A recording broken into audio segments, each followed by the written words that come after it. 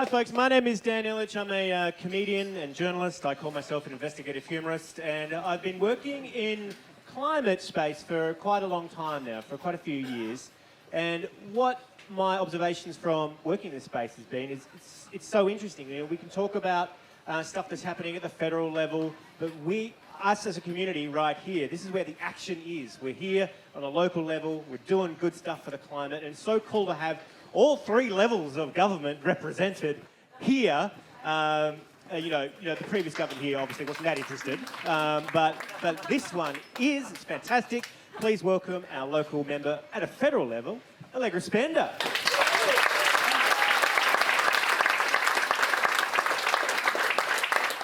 Hi everyone.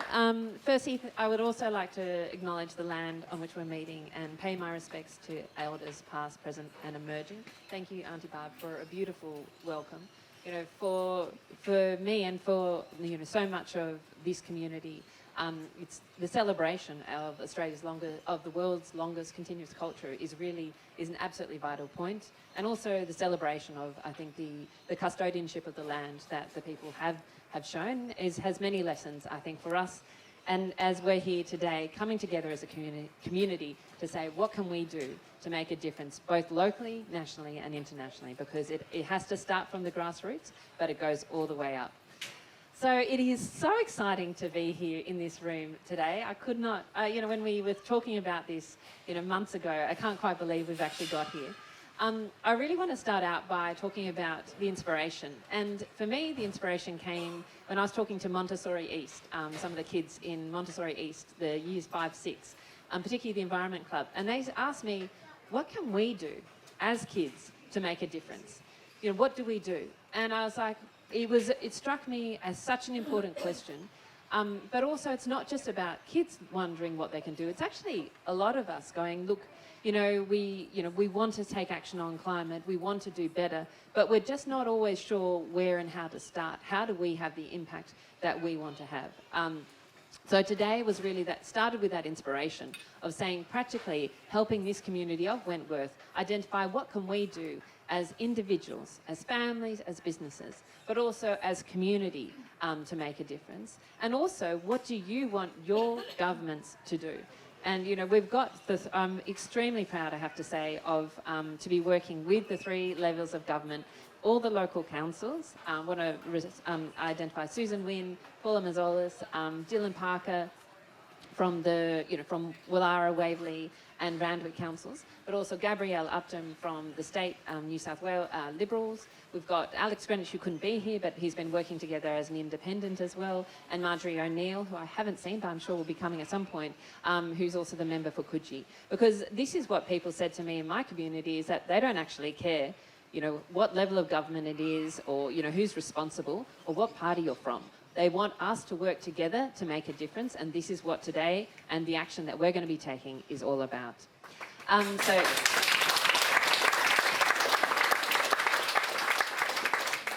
So I don't want to, we've got amazing expert panels coming up, so I don't want to take up too much time. I just want to flag a few things about today. We've got 36 different stall holders, and many more than we could actually, many more who wanted to be here who couldn't fit in. So very grateful to all the stall holders. Please go and talk to them, because they're businesses and community groups about taking real action. We're going to be hearing from local experts and change makers about what we can do. And we're also have some great activities for kids as well. So we're going to have face painting, solar light making, windmill making, and if you haven't seen it already, a fabulous EV display looking at old, new and second-hand cars. My favourite is a 1970s car that has been converted, an absolute classic car being converted from a petrol car into an electric car. So go and have a look at those out the front. For me, I was elected on a platform of climate action. I'm extremely proud of what we are starting to do at the national level with our adoption of 43% legislated. It is not enough, let's be honest, but it is a start to make a commitment to climate action that we absolutely need to build on. What I'm doing and how I'm trying to represent you is to force the government to take deeper action on transport, because I think that's an area that we can do much better on, and particularly fuel efficiency and vehicle emissions, so we can get more electric cars here. reduce fossil fuel subsidies, because again, this is our public money going on fossil fuels, which is not the future for us, and also about what other actions around things like the safeguard mechanism that we need to take. But the next piece is really going to be, for us, about working together with the different levels of government about local action. So we've already started to get together as different levels of government.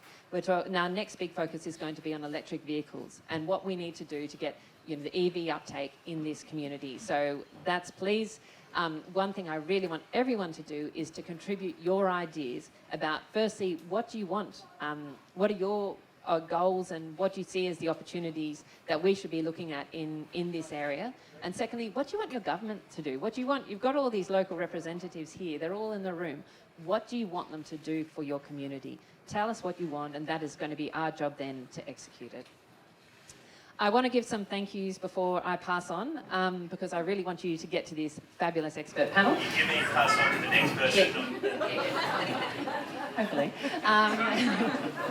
So a big thank you to Waverley Council and Mayor Pora Mazolas for providing the community access with this absolutely fabulous venue. So glad that Bondi Pavilion was refurbished in time for this one. Wayne Smith, Nicolette Bowl and John Grimes of the Smart Energy Council for the support, and John will be up on our panel soon. Susan Dunford, Anthony Weinberg, Alexandra Torres from Waverley Council, huge support there. Michelle Rose from Woollahra Council and Peter Naganov from Randwick City Council, because again, we're working with all of you. All the mayors and the state MPs who've come together so constructively to start to support this event, and know that this event is actually just the start of the community movement and the community activation. And our amazing volunteers who have been here today and have been working so hard on these last few weeks. In particular, Eliana, Leopold, yay, Brooke Thompson, Maria Atkinson out the back, Nick Pello, I haven't seen Nick, but I'm sure he's here somewhere, Martin Lynch, and Tina Brady. Thank you so much. We would not be here without your absolutely phenomenal work. So thank you so much, guys. So let's really get in practical about what we can do as a community, but tell us what you want us to do as a different levels of government to make sure that we can get to Wentworth net zero and be a really leading community. And the last piece I wanted to, last thing I wanted to know, tell you is that this isn't just about Wentworth. This is actually about about inspiring the rest of the country. Last week I was in Parliament, and I had a number of parliamentarians come up to me and say, "Oh, I heard that you guys are doing this event in Wentworth. Really, we want to do one of those too. How can we learn? What can we do?" So we're going to be taking all the learnings from today and saying how to mobilise communities across this country, because we know this country wants to take action on climate, and we know that the individuals are ahead of the politicians about what we want to do. So this is going to be the start of something that just spreads across the country, and I'm so proud to be part of that. And lastly, Kath is just giving me one more thing to remind you of. We've all got also a two-page handout, which has some of the key actions that individuals and families can take. But also on the back, it puts out what's your plan as an individual, family, business or community that you want to take, and your pledges and your plan for taking action on net zero. And we're going to be asking people to email those plans to my MP address so that we can compile what are the immediate things that are coming out of this, what are the immediate actions people are going to take to make a difference here. So please pick up one of those flyers, it's over there in the courtyard. Kath is just showing it there, and please make that commitment. And my last thanks goes to Kath Naish. Give us a wave, Kath, who is phenomenal, and who we would not be here without. This has been an absolute labour of love, and I think she's taking a holiday on Monday because of what it's taken to get here. So thank you, everybody, and I'm going to pass on to everybody else. Thank you, Allegra. Yes. What gets scheduled gets done. I'm going to make a commitment right here. I am no longer going to build a coal-fired power plant in my apartment. That is off the cards for 2023. I'm very excited about that. Please welcome the Mayor of Waverley Council, Paula Masellas. Oh, yeah, yes, come on. Oh, very good, very good. Yes. Isn't it nice to be the first to soil this stage? Isn't it wonderful?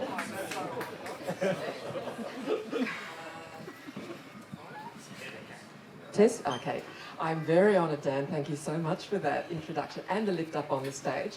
But can I also acknowledge Auntie Barb for her most wonderful welcome to country, as always. And it is such an honour to have Auntie Barb as part of our advisory committee at Waverley Council and to walk together with Auntie Barb in the promotion and advocacy for First Nations in Waverley. Thank you. I'd also like to acknowledge Allegra Spender, Susan Wynne, Dylan Thomas, Dylan Parker. I was reading Dylan Thomas last night, actually. Well, you're in good company there. I also gather Gabrielle Upton is in the room. Oh, there she is. Thank you. I've got my glasses off. Can I actually, first of all, welcome you to the Bondi Pavilion. It is something that I'm so proud of. We actually took us almost 2 years to restore this during COVID, at a time with lockdowns and supply chain issues and no workforces and, you know, vacating of construction zones. So it has been a labour of love, but geez, what an amazing outcome. And it is really fitting that we actually have this amazing event today in the Bondi Pavilion, because it actually captures and enshrines some of the key principles that we're talking about today. We didn't knock down this beautiful 100-old building. The retained carbon in this building has remained. Almost 90% of the original building is still here. You know, there's been quite a lot of work done to shore it up and fix it up. But even more importantly, we have now 220 solar panels on the roof, generating more than 70% of the energy needs of this building. And I'm sure that as the technology improves, this will become a wholly sustainable building. So if people talk about wanting to knock down old buildings because they're not efficient, think again. This here is an absolute example of what is possible. Now, I would also like to acknowledge the Gadigal, the Bidjigal and the Birrabirragal people who traditionally occupied the Sydney coast, and pay respects to elders past, present and emerging. Now, Waverley Council, we're actually very, very passionate about the environment and sustainability. And in fact, we actually have a local environment action plan that has some very ambitious goals and outcomes and targets and action. So it's not enough just to talk about it. We're actually very committed to making sure that there are measurable outcomes. And hopefully this is something that will happen today. The time for talking is way past. And I'm very proud that at the local level, we are actually acting locally. Because if we all do that, there will be a global impact. And I think that what's really important is that all our voices combined can go to make a very, very powerful noise. And I'm really pleased that I'm walking together with Mayor Susan Wynne and Mayor Dylan Parker to actually create some very, very important initiatives on the ground that have a very positive and immediate impact for our communities. Our targets have actually been informed by the science. They've been informed by best practice and developed collaboratively with our local communities. So when we actually develop our plans, we actually have very, very extensive community consultation. And today this is part of what we're actually doing here, again, coming together as community. Now, in July 2021, not only did we actually declare a climate emergency and a biodiversity emergency, I also declared that our council would have net zero emissions by 2030, not 2050, 2030, and we're almost there. Just in March of this year, I also put our community on a net zero emissions target of 2035. Now, I know that's very, very ambitious, but I think we have to set ourselves stretch goals in order to make sure that we get there. I'm pretty sure and very hopeful and very confident, in fact, that given the engagement of our community and our concerns of our community, we will actually get there. When we actually see the impact that climate change has, certainly on Waverley, and I'm sure Susan and Dylan, no doubt you have similar examples, We're actually spending tens of millions of dollars mitigating the impacts of climate change. Climate change is here. It is real. In 2016, there was mass damage, certainly in Waverley, costing us more than $10 million. And not a single cent had come from any of the insurance companies or the federal government, even though we were declared a natural disaster. So this is something that we're going to have to look at very significantly. What is the impact on climate change at the very local level as we move forward? We're also actually looking... Oh, I've got to wind up. Oh, my God. All right. Okay. Sorry, Paula. Oh, there's so much to do. All right. Climate change is going to be with us tomorrow, so we can, all right. It's going to be, yeah. Can I actually say, all right, very, very quickly, we're actually looking at sustainability big time. We've got the boot factory that's being restored. We're putting a thinker in residence in there, and they're going to be talking about climate change and sustainability. In 2030, we're looking at a net zero increase in community and council water use, 80% recovery rate for waste streams, a 50% reduction in organic waste, and a 60% reduction in litter. And, very quickly, 0% loss of native generation, 29% canopy and shrub cover, and we're aiming to establish 1,000 habitat gardens established by 2030. So all of those very local impacts will have an impact on climate change. Enjoy the day. I can talk about this until the cows come home. Thank you, No, Paula. not cows, because they produce methane, but over to Susan and Dan. Bye. Thank you, Mayor. That was fantastic. Here you go. Wonderful. Thanks for that.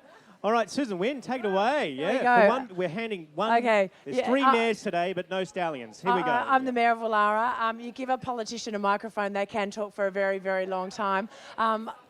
With substance, exactly. I too would like to acknowledge the traditional custodians of the land on which we are all meeting today and pay my respects to elders past, present and emerging. I will try and keep this quick. Obviously, Woollahra Council, Waverley Council and Randwick Council, we work so well together. We come from different political parties, and that's what I'm excited about today, because when it comes to climate, no one really cares. I'm a proud Liberal, Gabrielle, you've got here, Independents, Labor.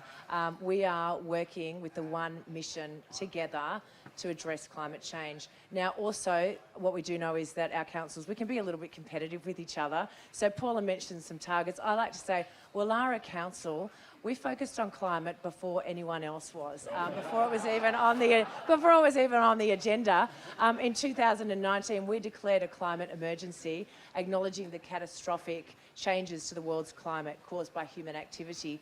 And we have joined the city's Race to Zero program and adopted the aspirational target to achieve net zero community emissions by 2030.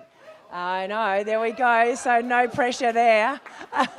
Challenge accepted, perhaps. But we've also been working on reducing our own emissions, and I'm so proud to say that our council operations have been certified net zero through Climate Active program for over 4 years. So, yeah, I know, that's pretty good.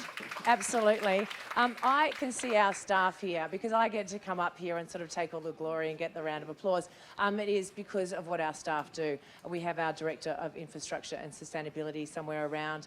We have our Head of Sustainability. Michaela, you are a hero in my eyes. You are so committed to the environment. As I said, we've been doing it. I've been on council for 14 years now. And it has always been a focus for us. I also want to acknowledge Gabrielle Upton, our member for Vaucluse, because I think I've been working with you for 12 years, and the focus on things like the Rose Bay beach pollution, clearing up our waterways. But I also believe that local government is the most important level of government, sorry, Allegra, because everything happens at a local level. It's all about what we do on a daily basis. I've got a 21 and 22-year-old, two daughters, and if they are so focused on climate, they keep me honest. I keep them honest. No clothes are allowed to go out. It's all sold. There's a circular economy. I think my daughter has decided that it's a good excuse to only buy really, really, really expensive clothes, because then she can sell them for more money and also they last longer. So that's her pitch to me and my wallet. But in all seriousness, Auntie Barb, I want to say thank you, because you use the word stop, think, listen and appreciate what we have here. I think that's what it's all about. It's about appreciating what we have here, but also appreciating fellow mayors, fellow, members of Parliament, Allegra, putting this on. You've already been named, but appreciating that you have all levels of government from all political parties working together, and I also want to acknowledge that in itself because it is truly extraordinary. So Allegra, thank you for putting this on. Absolutely. Nicola Grieve, one of my fellow councillors, thank you for coming along. But also importantly to all of you, you've turned up on a Sunday. I know weekends are rare, so thank you for coming along, and hopefully you can share the knowledge that you learned today with everyone, and my commitment is we will continue to working on this for each and every one of you. So thank you. Thank you, Susan. Wonderful. Well, we've heard from the federal, we've heard from the local. Let's hear from the state. Gabrielle Upton, come on up here. You've got 2 minutes. You could take 15 if you wanted to, but it's going to be here. Big thanks to Dylan Parker. Dylan gave up his time. Thank you, Mayor, for that. Some of the best things you can do is not say anything at all. That was really good. Take it away, Gabrielle. I'm not going to take that option up. Thank you to Dan, also to my colleagues here, local government. We do work really, really well together, let me say that. And I must really compliment Allegra, because Allegra took this initiative to bring us all together. And I have a suggestion after I am able to set out some of the things the state government is doing. So the state government's target is a 50% reduction from 2005 levels by 2030. That's in addition, obviously, to the other targets that we have nationally, which talk about net zero by 2050. We have a net zero plan, which we announced in 2020, and the importance of that is it has some practical measures, which is what we're talking about today. When you actually look at what it is that generates carbon, it's firstly electricity generation, and it's secondly transport. So what I'm going to focus on today is how do we actually reduce the energy generation from fossil fuels that we have. So some practical suggestions. So one, for example, is to put LEDs in your house. The state government has a program that allows you to get discounts and rebates on that, the installation of LEDs. The other thing we do is discounts on energy efficient white good appliances. Again, rebates, discounts on that. Another one is around if you have a pool, being able to actually reduce the emissions that might come from old pump filters and other electrical associated generating devices. There is a program around that. So they're really practical things on the ground where there are rebates from state government. And I encourage you to go to our climate change website to have a look at what's available there. So the other thing, we talked about EVs, which is really important. So we announced in 2021 a plan around EVs, a couple of things there, which are really practical. So you can actually use the T2 and T3 transit lanes if you have an EV-powered car. That's really important. That's an incentive. There is $170 million, $35 million has already gone out to co-fund with private investors the installation of the EV charging infrastructure, which is so important, and Allegra and I have been talking about that. We want to transition, and this is like, walking the walk, transition our government fleet to EVs by 2030, all of them, all government cars, all transport by 2030. There's a free tree program. Now, it's been inundated with requests for free trees from the state government. Can I encourage you to go and put your name on the website? It's the Planning and Environment website to register by way of offsets for carbon emission. But get your name on that register if you're interested in a free tree. Final thing, cycleways. I cycled here today. That's not for everybody, but I did want to compliment our mayors who are working collaborative with me, and we'll have a great announcement tomorrow morning around improved cycleways in our electorate. Final thing, public transport. There's the 333 that's here. We're trying to make it easier for you to get around by ferry. More services, more regular services, more extended services from Rose Bay Wharf. There's an upgrade which makes it accessible and a better experience that I announced on Friday at Watson's Bay. So they're very practical things. Okay, my time's up. The last thing is, my challenge to Allegra and my colleagues is that off the back of this, we actually put a how-to guide together for you that really just says, we don't care whether we're Labor, Liberal, Independent, state, federal, local government. Let's get something out to you as a community where you have your links and you can just click on what suits you in the current situation, because like you, I'm so concerned particularly about our kids who hear, the really important and horrible stories about what our carbon emissions are doing to our environment, are doing to our future as a nation and as a globe, and they're looking for practical ways inside their schools. When I was a kid, the issue was we were not going to have any whales. We were not going to have any whales in our beautiful oceans. And through practical measures, we now have a resurgent in our whale population that we see gracing the shores on their migration, both south and north. So I know we can do this together, but my challenge, and I know my colleagues will agree with me, is to give you a how-to guide. Thank you very much. Thank you, Gabrielle. That was excellent. It's so great to see so much collaboration happening between all levels of government. Now, to kind of set the scene for the big picture, we've got a great video message from Saul Griffith, big thinker, master craftsman of the Electrify Everything plan. I think we're going to play that video now. Oh, hang on, maybe we're not going to play the video now. Oh no, our tech guys, not thinking about it. That's okay, that's fine. What happened here? What happened here? Oh, do we need more solar panels? What's going on? What's going on? I'll project the turns off. Oh, very good. Yeah, so, I mean, the biggest emissions come from electricity. The next lot of emissions come from transport, and the third is methane, which is the reason why I'm making a commitment now to hold it in. So I want you to hold it in. Hashtag hold it in is what I'm hoping you can all do today. All right, let's hear from Saul Griffith. Absolute genius. Here we go.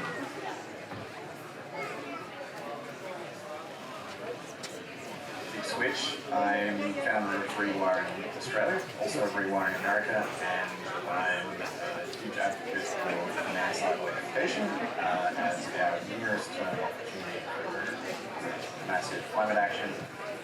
I'm very bullish on the Australian opportunity for electrification of our communities as a big climate solution. Actually worked a whole bunch in the USA over the last couple of years writing the Inflation Reduction Act. We did that so that every American household will get about $20,000 in incentives to help electrify the car, electrify the water heater, electrify the space heater, electrify the kitchen, solar on the roof, battery inside the house. The good news is in Australia that recipe works and works even better because we have very cheap Australian rooftop solar and sunshine, and I'm an advocate for helping every community in Australia make their own plans and to do that transition. So I applaud you and your local member Allegra for your interest as a community in this near-term climate solution opportunity. I think one of the extraordinary things you're going to find out is it's going to be wonderful for not only the economics of the households in your community, but wonderful for the economics of the whole community. And just to give you a little picture of what is good about this, I live in a postcode called 2515. There's about 4,000 households in that postcode. We spend about $20 million a year on petrol and diesel. If those households all had electric vehicles instead and were charging at least half of it on sunshine that we generate in our community, we'd be saving that $20 million a year and reinvesting it in our community. And if you think about how many new school classrooms that could create, gold plating the life-saving club, putting solar on the roof of the RSL, this is an extraordinary opportunity for Australian communities to help themselves while also helping climate and helping the members of their family breathe cleaner air in their houses and their communities. Awesome, wonderful. That was Saul. Thank you, Saul. We've got some folks on the panel who are working with Saul, including Kristen McDonald. She's the leader of Electrify Everything 2515. Lives in, there she is there. She lives in Saul's electorate. They're trying to electrify the whole suburb. It's fantastic.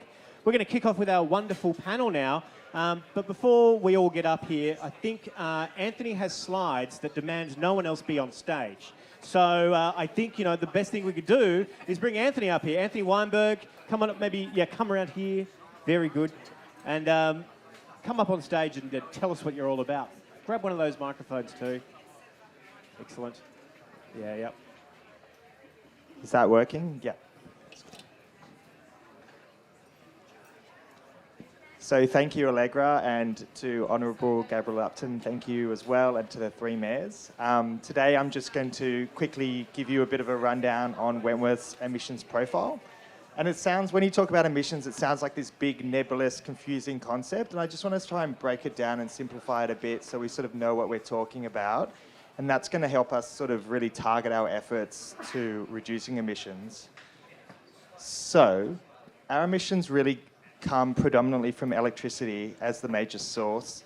And this is the power that we use in our homes every day, in our buildings, for our appliances, hot water, heating and cooling. But also you can see waste and transport are also pretty major contributors to our emissions profiles. And then when we break it down by sort of sector and subsector, you can see 27%, the largest piece of the pie, actually has come from multi-unit dwellings, which are apartments, but also there's a significant portion from retail, health as being a major industry in our area, and commercial, these are commercial offices. So really interesting contributors. All of this data is specifically for Wentworth, so you can rely on it. And when you sort of look at the proportion of emissions, you can see why the amount coming from apartments isn't that surprising when you look at the dwelling types. So we really do have a lot of a variety of dwelling types. A lot of sustainability efforts and services are targeted at detached and attached dwellings. So they assume you own your own home and you live in a house. But what we really find is that most of our residents live in multi-unit dwellings, and we've got really significant proportions of renters. So look, it makes doing sustainability improvements to your home a lot more difficult, but it's just important to know that Wentworth isn't like the rest of Australia in many ways. It's got specific unique factors that make it challenging. So are we winning? Well, yes and no.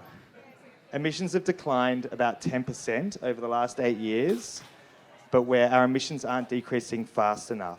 If we want to limit global warming to less than 2 degrees by 2030, we need to reduce emissions by 46%, which is the red line. So we've only got about 8 years to get there, so we need to go further, faster. This is a really interesting piece of information as well. It's our emissions spatially. So this is emissions per person across the Wentworth local government, electorate.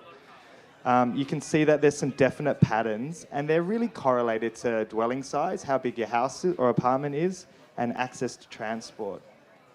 You can see a bit more clearly here when you look at car emissions per person, that sort of correlation, and it's really how far you live from major public transport routes and your reliance on vehicles. And very interestingly enough, you can see that the impacts of climate change are also unequal across Wentworth. When you look at tree canopy, there are suburbs with 80% less tree canopies than other suburbs, and that means that they're going to need more heating and cooling, which contributes to more climate change, and it becomes a vicious cycle essentially.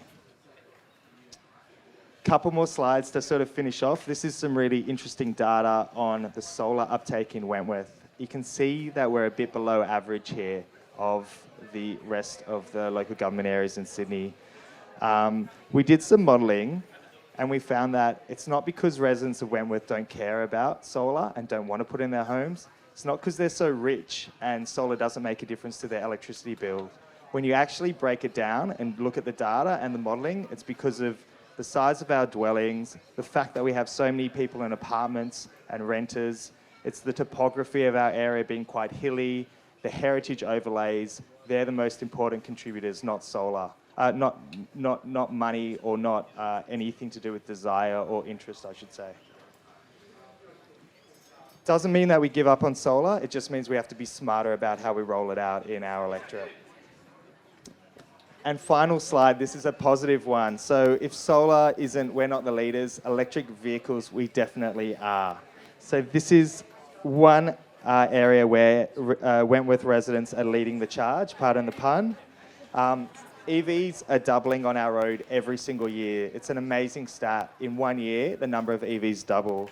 And as council, we're looking at ways to enable greater uptake of EVs, and we have a network of EV charging stations, and we're encouraging a whole bunch more. So we're really looking forward to working with you, Allegra, and all levels of government, and really pushing that out.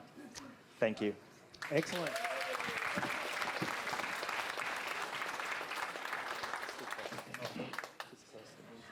Oh, Kirsten needs a list. Oh, great. No worries. All right. Thank you, Anthony. We'll hear from Anthony in just a second.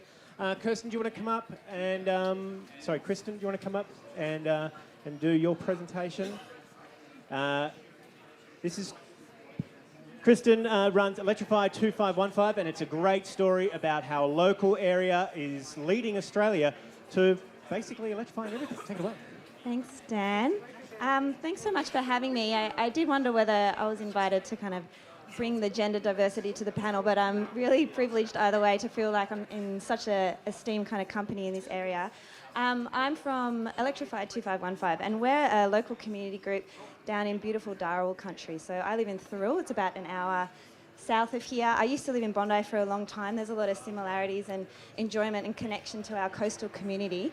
We're volunteers, we're local members of our kind of area, and we all have kids, we all have jobs, and we all actually just share a collective concern for the climate crisis. So, you know, I don't know about you, but for me, you know, for many years I suffered a lot of climate despair, particularly with a huge vacuum of leadership on the issue.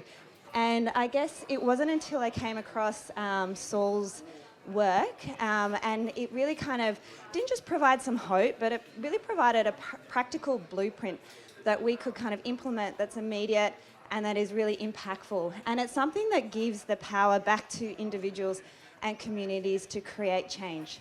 So we're trying to create a net zero emissions community down in 2515. You guys are actually ahead of us in a lot of ways. We have a lot less uptake of things like EVs and EV infrastructure, but we're trying to work out how we can go about it. And when we kind of gathered together, I should say that, as Saul touched on, the reason why this can actually work and Australian communities are so fortunate is that we have the world's cheapest power here. So on our roofs, and that doesn't just have to be your own roof, it can be access to other roofs. The fact that we can put rooftop solar so cheaply means we can actually be saving a lot of money on our power bills today. And just, I guess, complementing Anthony's work, when you combine when you're looking at our overall in Australia, our domestic emissions, which make up about 60% of our national emissions, if you're looking at households and commercial, so things like our local businesses and our schools, when you're combining that with the transport that we all use, we actually can make an impact on about 70% of household emissions and commercial emissions, so our community's emissions, which is huge. So, you know, this isn't about just putting the heavy lifting onto individuals, it's about if everybody did something and we worked together as a community, we would actually be having really significant change. And as Saul kind of mentioned, the premise is about using more energy efficient appliances in our home, and those appliances then to be powered by renewable energy. When we sat around a pub as a group and kind of thought, you know, do people even care about this as much as we did? We kind of started it out, and we were put out a sort of a registration of interest, and people had to complete a survey whether they would be willing to embark on an electrification journey with us. We set ourselves a goal of 500 households over kind of 3 months. We got 500 households in 4 days. We now have about nearly 1,200 people who have signed up and are ready to go, and that's a quarter of our community. In South Australia, one of the kind of government-led energy agencies there are trying to do something similar, and they've had about a 1% response rate, and it's kind of showing that for us at 25%, community is really impactful. It's really powerful. We've all got local connections and networks. We can provide sort of trusted sources of information and kind of compel each other to do something big. So we also surveyed people about what are sort of the barriers about why they haven't really gone about doing this themselves. Of course, cost is a huge issue, but a really important part for us to remember is that a lot of people don't necessarily know enough about various items. So, for instance, when you're thinking about your hot water system, some people might not be aware that if you used a heat pump water system, you'd actually be using about 1/3 to 1/4 of the energy of your standard gas or electric system. In dollar terms, if you're looking at the lifespan of that appliance over 10 years, of looking at the running cost, you would be spending roughly about $3,600 on a gas or electric appliance. If it was a heat pump charged from the solar from your roof, you'd be spending $400 over 10 years. It's a similar story if you're looking at heating or cooling your home using a split cycle reverse cycle air conditioning system or a split cycle system is the same thing. Uses about a third to a quarter in dollar terms. We're going from nearly $5,000 over 10 years to $1,400. Cooking, a lot of people feel really emotionally connected to their gas cooktop, and I think the gas industry has done a fantastic job at that marketing. There's a recent kind of campaign that's been launched by Global Cooks Life Coalition, and it has people like Neil Perry. You know, if he can convert his whole kitchens to using induction cooktop, I think I can, you know, make my 2-minute noodles off it. So there's change there, but probably the biggest impact is your car. This is really quite remarkable in terms of the same type of car uses 1/3 to 1/4 of their energy if it's electric. So, you know, our Ford Rangers and our Toyota Hiluxes, which are the most common cars in Australia, if you had a Rivian Ute, I wouldn't personally, but it actually uses way less energy, a quarter of the same kind of power. And in dollar figures, you would be spending about $15,000 over 10 years on your car. If you charged it off your solar panels from your own roof or from some sort of community source, you'd be spending $800 over 10 years to run that car, the energy used. So it's a huge difference. Of course, it's not just about EVs. This is me and my 3 monkeys. We get around a lot on our electric bike, and, you know, public transport and all the other alternative transports are very, very important. But altogether, if all these 6 kind of items were in your own home, we'd be looking at the average household of saving between $3,000 and $5,000. For lower middle income households, this is huge impact. It's not always this easy. I know you're probably sitting there going, okay, that's all very well and good, but as Anthony said, we're a renter, we live in an apartment, the upfront costs are huge, you know, we have shade, there's no capacity. But, you know, in our area, this is where we are. The Illawarra escarpment actually provides a lot of shade, and a lot of individual homes can't put solar on their roofs. But if we actually had 80% of the homes with a decent sized solar capacity, we'd be powering more than enough homes in our area, more than 100%. And so it's about kind of changing the access and the way we use energy. So there's a lot more shared or collective sources of energy. And this is actually what we're trying to do as a community. When it comes to things like affording these, the upfront cost, this is actually quite good in the sense that the technology is there.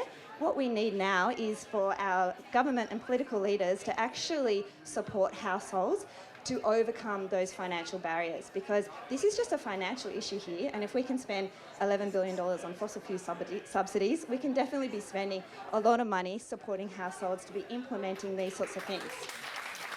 And so I'll just finish off on saying that you know, it is about what you as an individual can do, but even more important is harnessing our collective power as a community. We are all kind of have networks here to create change. So these are the sorts of things we're trying to do down in 2515. We're trying to look at community solar arrays, and this is going to help those who are renters, those who are in apartments, accessing to like community batteries. We're also investigating starting an energy co-op, trying to look at cheaper energy, bulk purchasing of appliances, lobbying and vetting and organising local installers so we can provide kind of a trusted source of information. And I guess if you're walking away today thinking, what can I do? I would suggest the first thing is just to get started. The savings really speak for themselves in the long term if you can afford some of those upfront costs. There's also rebates available, and Gabrielle alluded to some of them. I would recommend the New South Wales heat pump rebate's a good one. Get your green power, 100% green power definitely, and look for companies that don't actually get any sources of their energy from fossil fuels. Look into solar farms and gardens, and these are kind of ways of communities accessing solar, working together. So I really believe in collective power, and I think that we can all do that. And that is not so the individuals are doing the heavy lifting, it's so that we can get our leaders to actually be creating serious change. So these are all the sorts of things that I'm asking, and hopefully you are also asking your political leaders to do. So Allegra's mentioned some of them, things like fuel efficiency standards, to get more EVs. We need concessional finance available to help renters. We need a whole lot of subsidies and incentives to get kind of household electrification happening.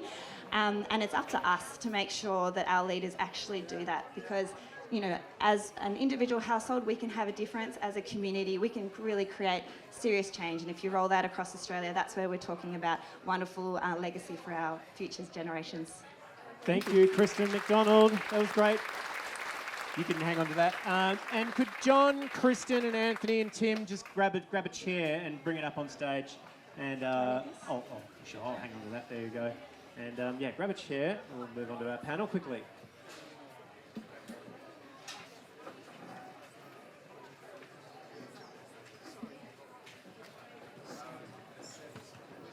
Excellent. And because I'm already short, I'll just sit down here. It's really good. There you go.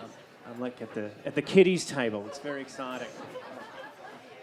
All right, so we've got this great panel of brains up here today. I'm very excited to invite John Grimes, CEO of the Smart Energy Council, right here in the middle here. Anthony Weinberg, you've heard before. Yes. Regional Development Manager of Waverley. Great slides, Anthony, really good. Probably only beaten by Kristen's slides, which were very well designed, Kristen. Thank you, Kristen. And we've got Tim Buckley, who is the Director of Climate Energy Finance. Please give a round of applause for our panel. One thing I did notice in Kristen's slides is the $15,000 you'd save on your Ford Ranger. That was based on a $1.50 petrol price, and I had a good laugh. I was like, oh, those were the days, wasn't it? Wasn't it amazing? All right, folks. Well, let's get this panel underway. We're running a little late, so we'll speed it up. This is a fascinating group of folks, big brains here. Let me ask you the big question: how do we get our emissions down in Wentworth? Let's start with building emissions. Who wants to take that one? Maybe Kristen, you want to take that one? Building emissions? I can, Kristen? Yep, sure, okay. Building emissions, well, it's about innovation. So we just heard Kristen say that you can buy your energy from zero emissions energy sources. So actually getting energy in.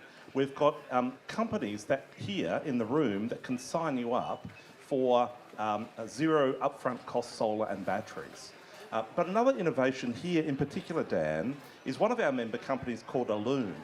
And what they do is they put a big solar system on a multi-apartment rooftop, and they allow every owner of every apartment to own a piece of that and retrospectively actually sell the energy to each other. And that's a great way to cut emissions with existing building stock transitioning going forward. Great. Can we get brain replacements for landlords too? Mine won't even come around and clean the mould. That's very adventurous. Well, I jumped quite a bit ahead here, John. I wanted to actually start with you. When it comes to net zero, can you give us a quick definition of what net zero means? Well, fossil fuels have powered the advancement of our economy. They've improved our standard of living. They've built the society that we see today. And if we keep using them, they're going to destroy everything that we've built. They're going to destroy our health. They're going to destroy our economy. And so what we need to do is cut those emissions drastically. Net zero means that we've got to get that level down to the lowest possible amount possible. And then for the small amount that we can't get down, that we still need to use some emissions creating technologies for, then we need to offset and pull out of the system an equivalent amount of emissions so that overall the system is in net zero, is in balance. Yeah. All right. Now, Tim, let's quickly look at the global picture. You're someone that's got their finger on the pulse of all things money and how money works in the global scheme of things. What does it look like? Thanks, Dan. I think Anthony made the comment we need to go further and faster, and we started this year with Putin's now failing invasion of Ukraine, and the fossil fuel industry said, oh, maybe this is going to be the perfect excuse, we can delay action on climate change. And the International Energy Agency has said, no, that is absolutely the opposite of what's going to happen. We're going to have demand destruction of fossil fuels and acceleration of decarbonisation because energy security is now paramount to the well-being of every country and every person in the world. So further, faster is absolutely needed, 100%, but Putin's invasion has actually accelerated global action. So a couple of data points. Repowering EU is a huge multi-100 billion euro program of investment, 45% renewables by 2030, a doubling of the install of heat pumps, mandated rooftop solar everywhere, Then we saw a couple of months ago President Biden come out with his Inflation Reduction Act. Now that is $370 billion, but the DOE, the Department of Energy, has another $250 billion. So $750 billion US, all about accelerating the space race. And everyone says, the Murdoch media says that China's the global laggard. I'll just say that's crap for present company. The Chinese will install 5 times as much renewables this year as America will, number 2. So let's look some facts. Put that in your Wentworth Courier and smoke it. Absolutely. And finally, India. Let's not forget India. It's going to be the largest country in the world by population. It's the 3rd or 4th largest electricity market in the world. Prime Minister Modi, for the last 7 years, has been talking about 450 gigawatts of renewables by 2030. It's all about energy security. So all 4 major regions in the world, massive competition now, and I would actually argue we have a global space race. So the trend to decarbonisation is absolutely there. We just saw last night the Victorian election. That was a mandate from the people of Victoria, 95% renewables by 2035. It's a state race, it's a local council race, and it's a federal race against every other region in the world. Yes, I hear Dan Andrews is promising net zero level crossing announcements before 2050, which is very exciting. I can't wait to no longer hear about that. Anthony, you gave a great presentation just before about Wentworth's own emissions. Where is the most surprising gap when it comes to emissions? Where we know about households and transport, but is there kind of a mystery element to emissions that people don't often think about for our electorate? Oh yeah, it's working. Look, the biggest blind spot for Wentworth, undoubtedly, is apartments, and people who rent in apartments.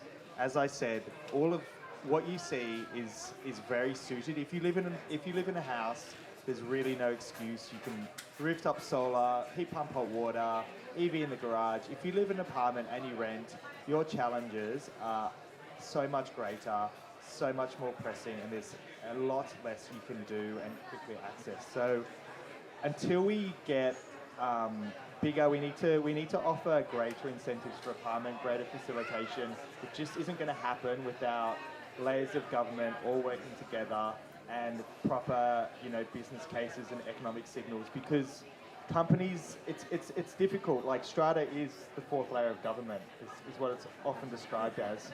And it is difficult working with the Strata, and the people on the Strata committee, they all have different interests, different values.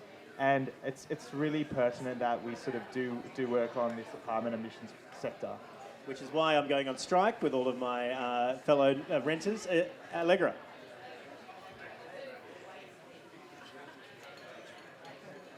Yeah. Allegra's saying that 18% waste is a big emissions problem for Wentworth. What does that look like? Yeah, so this is the collection of waste, the transportation of it to, say, Woodlawn on the south coast, and then the treatment and disposal of waste. It's a pretty big proportion, and it's increasing, as Allegra identified, so it's actually going up. When we move to FOGO, look, it's great for reusing the product and having food organics being collected and then returned so they can be used as compost on people's gardens. But in terms of emissions, actually doesn't make that much of a difference. But one thing I do recommend is you get a worm farm or a compost bin through our 3 councils. You can basically compost, 60-70% of your organics, and we're giving them out free today, which is amazing. Otherwise, they're heavily subsidised, but you'll be surprised, even if you live in an apartment and you just have a few plants, you can compost and worm farm. We've got a whole range of different products, and it's a great way of making sure your waste doesn't have to be transported and treated somewhere else. John? Dan, this water bottle has served me well for about 20 minutes, and it will take 450 years to break down. 15 generations, right? Single-use plastics is nuts. That's all you wanted to say on that one? I thought you were going to take 450 years to tell us about it. what about in what are you guys doing in Thirroul in terms of waste? Is there a waste component to Electrify 2515? There isn't. There's definitely waste components as part of our council. We have a FOGO system as well. I think it's not about one issue being more important than the other. There's just so many different parts of the pie that we could all be tackling, and for some of us, it's about going for the biggest parts of that pie. But when it comes to waste, general reduction of consumption for everybody is essential, not just relying on recycling and reuse. I mean, the collapse of the soft plastic recycling has been absolutely mortifying for me. I'm sure for a lot of you as well, feeling like you're doing the right thing. So those sorts of systems really need to be put into place. Yeah, the reduction element is often not spoken about when it comes to emissions, but it's such a key element. All right, so what is the best way for our electorate to get emissions down? Maybe Anthony, you want to... Look, in a nutshell, if you have access to your roof, put solar on it. Otherwise, you're wasting an asset. Put solar on your roof. Buy an EV. Next time you are looking at a car, there's a whole bunch of new vehicles coming out, and they're becoming more and more cost effective. Look, reduce what you consume, and you don't need as many things as you think in your life. This reduction component is huge. And next time, have a plan. Just like people in the country have a bushfire emergency plan. Gabrielle talked about having a household plan. Have a plan for when your hot water breaks. What are you going to replace it with? Be prepared to have the electrical connection there, to put in a heat pump. Be prepared when your heating goes to get an efficient model. So next time your stove breaks, look at induction. So get electrification ready is the main thing you can do. Don't do these panic decisions when you need, your stove or your hot water's gone. Be prepared, be planned. It's the best thing you can do, I think. Succession planning, yeah. You got to pick your Lachlan Murdoch. Tim, let's talk about money. Wentworth, rich electorate, people have money, they use their money to do stuff. Where do people put their money, and how can people use their money in a smarter way to get emissions down? Yeah, maybe just building on the discussion about property. To me, we have the best neighbours rating system for commercial property in the world.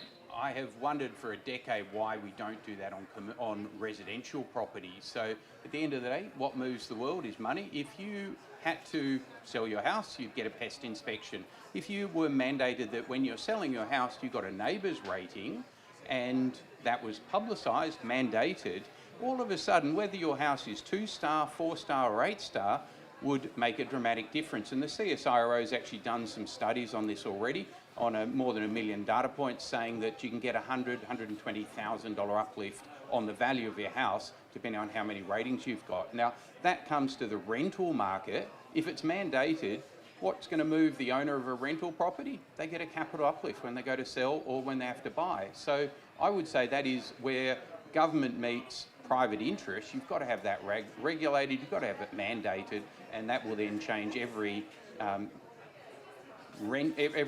landlord's decision, and that then combines with having a plan to decarbonise as your water heater breaks. But that then builds the ecosystem, so you've actually got electricians who actually are trained in electric water heater pumps and induction cookers. I love that. That's great, Anthony.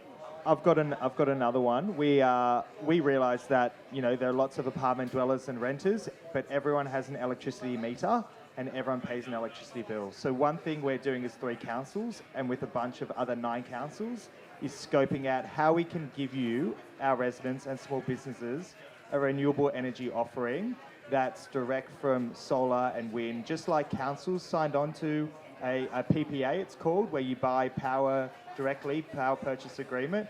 How can we make that accessible for our residents and small businesses, take that model that works on a big scale and aggregate it down and get our residents and small businesses a cheaper, hopefully, but much greener renewable energy offer. Yeah, that's great. Fantastic. So good. I've learnt so many things already this morning, like the idea of driving an EV in a T3 lane. Oh my God, that blew my brain. I'm like, oh my God, what am I doing with my life? This is ridiculous. Of course, I'm a renter, so I can't fucking plug it in at anything, so it's okay. But it doesn't matter. It doesn't matter. I'm okay. I'm okay about that. Let's talk about EVs and transport. John, what is some of the easiest ways we could reduce our emissions through transport? Well, we've got to get more and cheaper EVs in Australia, and I'm really pleased to say that Allegra is actually leading the charge on this at a federal level. And there's a great company here today, the Good Car Company, Good Car right? Company, So yep. actually bringing in used electric vehicles from Japan and other jurisdictions into the Australian market, get that second-hand fleet going, because we can't all afford to drive a Tesla, even though we'd love to. So that's the biggest thing. Yeah, my question is, what do you rename a petrol head? Do you rename them Volt heads? Is that what you do now? Tim, you want something on transport? Yeah, again, maybe just to bring up China, the world leader in decarbonisation. I mean, again, we hear the Murdoch press attack China all the time. It's just ludicrous. China's EV sales this year up 115% year on year. They will sell, they are selling in August, it was 29.4% of all passenger sales were EVs. We've just doubled to 2%. Yeah, so we are so far behind China. China will be 60% of the world's EVs. So just to stress the point, this is a technology race. I think President Biden has finally realised, or I think he realised quite a long time ago, thanks to Saul Griffith, but he's convinced the American public that putting $750 billion of capital is actually necessary to drag America into the technology space race. Yeah, and that's where what China's doing is actually leading the world in that as well, which is amazing. So there's a couple of other companies here as well. Tesla's here, and BYD Motors are here as well, a prominent Chinese EV company. So go check them out as well. In a moment, we'll have questions. So if you've got a question for our panel, don't worry about that. We'll get to you in a second. But back on money, Tim. Like for people who have super and investments. Is where they have their money, is that an important aspect when it comes to emissions reduction? Absolutely. We have a thing called the Glasgow Finance Alliance for Net Zero Emissions. It's a pledge by, a group of financial institutions that manage $150 trillion of capital collectively. They've pledged to 1.5 degrees. Now, it's a pretty amazing pledge. We need to hold them to account. Almost all our financial institutions are in that pledge. We need to actually ask them, what are you doing? Where's your interim target? Where's your 2030 data? How are you going? And are you funding any new fossil fuel developments at all anywhere in the world? Because the IEA says that's not compatible with 1.5 degrees. So hold the boards to account. You can do that individually by asking, go into your branch, ask not the teller, but ask to speak to the manager about it. Make it a management problem. And I can tell you, I know because I advise the banks, that goes straight to the board. If market forces are a pain in the arse, but they're brilliant because they'll get 20 people to do it. And when 20 people do it, that goes straight to the board of our major banks because it gets to a top 3 issue of the day, of the week, of the month, of the year, as it has to be. Yeah, Kristen. I love market forces. Yeah, I think what we do with our money is really important. Like we often just go and put it in our bank, put it in our super and kind of feel like we're really detached from what happens.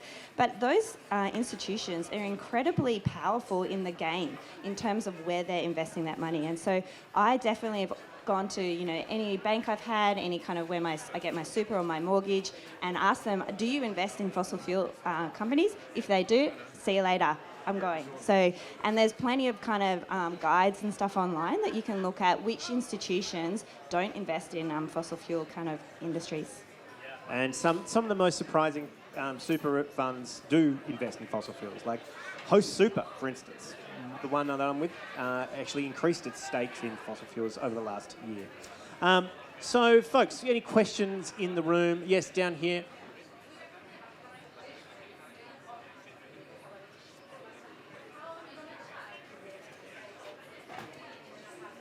Yes. This is something John touched on and Anthony touched on. How are we going to charge electric vehicles with solar electricity if we live in an apartment? Great question. The 3 councils have established New South Wales' first EV charging network back in 2019. There's 11 publicly available charging stations around eastern suburbs. That's going to go to 35 in the next 12 months. And we're also working on EV charging hubs so people do not have to walk more than 250 metres to be able to charge their cars around. And smart poles. Exactly. Thank you, So Paula. there's EV charging on smart poles, EV charging hubs, EV charging curbsides. There's a whole range of charging. Allegra. Just wanted to say that that's also the next area that we as a group of local, state and federal members said that we're going to focus on is what is our plan for EV charging, because I think it's a really crucial issue, and everything that you're talking about, where we are an area of renters and apartment dwellers. We are not, we don't have all, driveways and garages. So it's absolutely crucial, and it's got to be part of, I think it's a sort of top priority for this community action. Thank you, Allegra. That's very exciting. If I could just say a word, Woollahra Council, in conjunction with the Rotary Club of Rose Bay, is having an information evening on Tuesday night at Woollahra Golf Club, 6 o'clock for 6:30, on this very subject of charging EV readiness in apartment buildings. So if you want, speak to Woollahra Council representatives here, and they will have the information as to how to arrange your presence there. Great, thank you. Wonderful. Yes, down here with the sweater, with the great thing, with the thing on the great sweater there. Love that sweater. Hi, my name's Rosanna Iacono. I'm a North Bondi resident, and I'm also managing partner for a sustainability consultancy. So my question is for the panel, but also for our elected representatives. What we've seen in two of the presentations is we've got a dichotomy between, yes, we want to move to transportation that is electrified, but we have a very densely populated area that we live in with the apartments. And the dichotomy is we are building more multi-unit buildings, and we are going to have congestion if we only move to electric vehicles. We need mass transportation solutions. So what are we doing about extending our underground rail from Bondi Junction all the way through Bondi, through Dover Heights, all the way to Watson's Bay, so we can move people in mass solutions, rapid mass solutions, so that we're not all jumping into EVs? Great question for someone that takes 40 minutes often to get out of Bondi to get to the junction. Anthony, I guess this is you. So active transport is number one on the hierarchy. Absolutely number one. So walking, public transport, shared mobility, and they're all biking, exactly. So that's our priority, and that's our focus as councils, as government. In terms of public transport, there's always more we can do. I'm not sure about heavy rail all the way out to an underground rail all the way out to Watson's Bay, but I think better bus services are always appreciated, and better public transport. John? Now, quick shout out to the New South Wales government actually building massive renewable energy zones in New South Wales, the transmission lines to unlock the massive solar and wind potential of this state, big batteries on the network, so we can get clean energy actually powering everything we do, whether you're in an apartment or not. Very good. Let's do two more. We'll do three more. Up here, the chambray shirt. We're going to hear go right up the back there, Wayne. Yep. Hello. Hi, my name's Mitchell. I live in Double Bay, and I currently work for Planet Arc. I was just wondering, we've mentioned a lot about solar panels and whatnot, and thank you to the panel as well. It's been really insightful to talk so far. I guess I was wondering with solar panels, there's been some news recently about recycling solar panels and product stewardship for solar panels. I guess I was wondering what your thoughts were on that, and maybe from a council perspective and local community perspective, any challenges you see with recycling of solar panels after their end life. End of life for solar panels. John, this is your remit. We can't take an energy problem and turn it into a waste problem, right? So we, as an industry, as a community, we have to have a holistic solution. That means that solar panels must be collected, they must be recycled. There's a lot of valuable, there's aluminium, there's silver, there's a bunch of things in there that are really valuable, so that has to be part of our plans. It does mean we have to work with local government to have landfill bans in place, but we also have to have the infrastructure so people can cheaply and easily feed them into the stream, and we'll have some more news on that very shortly. Tim? Yeah, I was at a brilliant critical minerals summit in Sydney on Friday. New South Wales government, the federal government, everyone's speaking about the massive, massive opportunity for critical minerals driven by EVs and driven by decarbonisation. But one of the key points is that lithium at the moment has a 5% recycling rate. So exactly, we can't, as John said, turn it into a waste problem. But I have studied batteries for 30 years, and I'd remind you, lead acid batteries, 95% global recycling rate. Why? The lead is valuable, the acid is toxic. Regulation has to set the scene. It has to be mandated. Yeah. Well, let's just go here. Green shirt, red jumper, and then lady up the back, and then we're done. Frank Muller. I've been advising governments around the world on climate change since the late 1980s. I just wanted to pick up on something Anthony said, and that is, I think, the absolute importance of having a plan to back out gas, natural gas, which is methane, and that's in Wentworth primarily your hot water, in some cases, and your cook stoves. The pie chart that you put up showing our emissions, it's how it's normally done. But it showed gas to be about, I think, 6 or 7% of the problem. It's actually probably 4 or 5 or 6 times bigger than that. And the reason is the way those numbers are calculated assumes we have 100 years to solve this problem. We don't. We have 20 or less years. And on that basis, gas is 80 plus times worse than CO2, not 20 to 30. But secondly, our gas system leaks. And those numbers don't take that into account. A recent Harvard study in Boston showed that the natural gas reticulation system, the pipeline leaks. Sorry, I have to. So what's your question? We need to. Just let me. Yeah, I know. We just got to get going. The point is, you're absolutely right. You need that plan, and really focus on that as much as your solar and your car. Great. If you could pass it to the woman in the red next to you, that'd be great. Dan, just while we're doing that. Yep. Just a shout out to Lily D'Ambrosi, just re-elected as Victorian Energy Minister. She has a gas substitution roadmap. Victoria is probably 40-50% of Australia's gas use for residentials. She's got a roadmap to do it, and thank God the electorate has put her back in power. We need a gas substitution plan.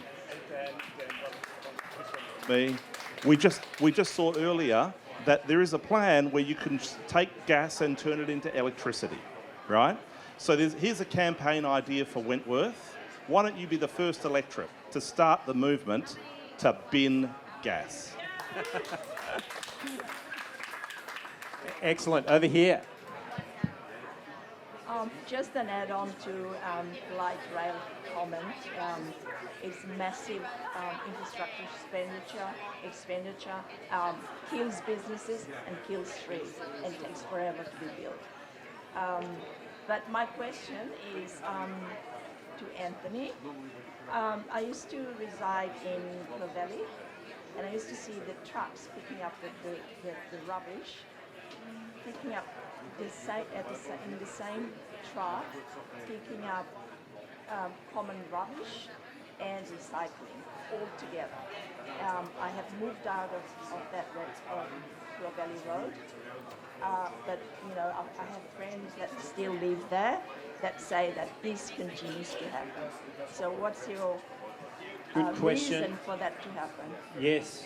Anthony, have you heard of anything like this? No, I'm happy to chat to you later about it. If there's an issue going on there, we can definitely address it. It's something, but in general, no, it's in general, I know there's lots of media around what's been happening in Canterbury. Our waste teams have audited all our operations, and except for very, very rare circumstances, it's not a widespread practice. But I'm happy, definitely want to hear more about what's happening. Yeah. And just got one final question up the back here before we wrap up. Thank you. My name's Kristen. I'm from an organisation called Beyond Zero Emissions. And just on the recycling thing, what we say to people we work with is when you buy your heat pump or your rooftop solar, ask about the end of life plan. And I know that Tindo Solar, which is a South Australian organisation, makes solar PV in Australia and has a 98% recycling plan, including selling the glue back to industry. And Printed Solar is here today, and that's currently powering a Tesla around Australia, so you can roll it out and get your charge wherever you are. And they are 100%, or they claim 100% recycling. So I just thought it was worth remembering to ask what happens next with the solar you put on your roof. All right, thank you. That is it for our panel. Please thank Tim, Anthony, John, and Kristen. Super interesting. Thank you so much. These brains are here. Go attack them with your questions.